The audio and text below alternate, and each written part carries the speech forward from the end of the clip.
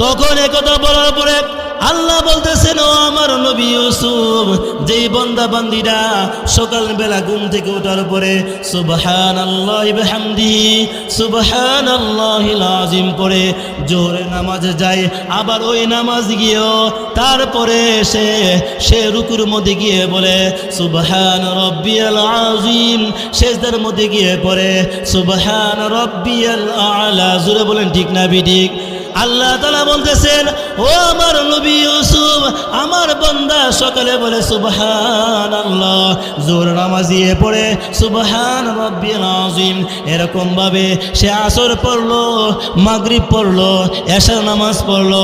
আমার প্রত্যেকটা বান্দা বান্দি তার সব কোটি জিন্দেগিতে সাবলক হওয়ার পর থেকে আমি আল্লাহ যে পবিত্র, আমি আল্লাহ যে এক ও দ্বিতীয়, আমার কোনো সমকক্ষ নাই। জোরে বলেন ঠিক না বিঠিক? ও আমার নবী ইউসুফ শুনো, আমি ওই বান্দা বান্দাকে কেমন করে আমি আযাব দিবেও, এই জন্য আমার তেলাওয়াত